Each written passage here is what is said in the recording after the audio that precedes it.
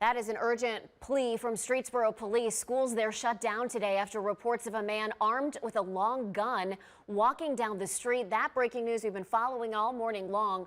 Katie Tursik joining us live in Streetsboro. So far, the search has turned up really nothing. And Katie, I understand they used some drones and still haven't been able to locate anyone.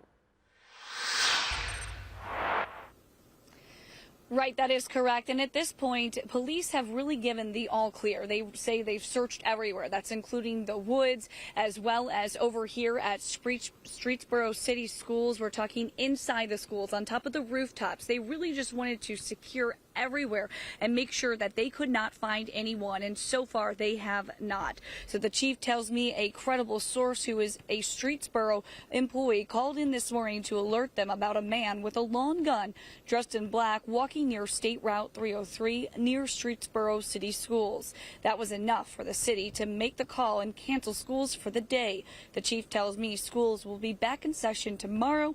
A neighbor who lives on State Route 303 tells me they checked their cameras and did not see anything. I hope it wasn't a real threat. I mean, I have guns and I have a BB gun. Often I'll be in the backyard with a BB gun, but not that early in the morning or anything like that.